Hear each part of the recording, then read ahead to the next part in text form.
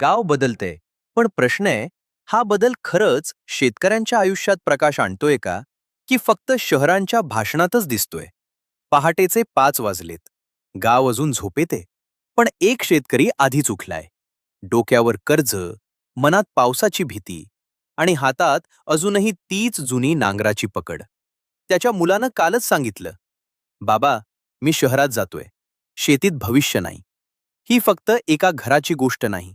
ही हजारो गावांची शांत वेदना आहे.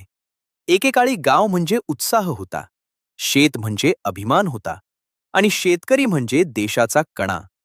पण हळूहळू पाऊस बदलला, खर्च वाढला, बाजार बदलला आणि बदलली माणसांची स्वप्न. आज गावातल्या तरुणाला ट्रॅक्टरपेक्षा मोबाईल जास्त जवळ वाटतो. मातीपेक्षा शहराची लाईट जास्त चमकदार वाटते. कारण त्यानं शेतीत संघर्ष पाहिला, पण संधी कधी पाहिलीच नाही.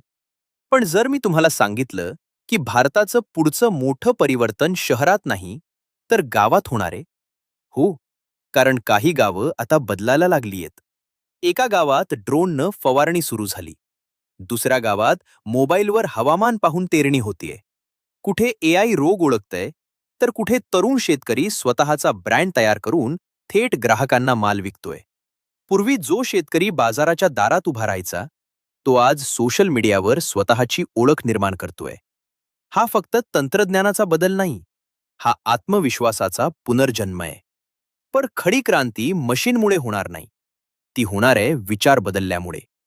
जेव्हा गावातला तरुण म्हणेल, मी फक्त शेतकरी नाही, मी अन्न निर्माता आहे. जेव्हा शेतीला मजबुरी नाही, तर स्मार्ट व्यवसाय म्हणून पाहिलं जाईल, तेव्हा भारत बदलायला सुरुवात होईल. कारण लक्षात ठेवा, शहरं देश चालवू शकतात, पण देश जगवतो तो शेतकरीच. आणि ज्या दिवशी गाव पुन्हा उभं राहील, त्या दिवशी भारत फक्त विकसित देश होणार नाही, तर जगाला दिशा दाखवणारा देश बनेल. ही फक्त शेतीची गोष्ट नाही, ही आपल्या मातीशी पुन्हा जोडल्या जाणाऱ्या भारताची गोष्ट आहे.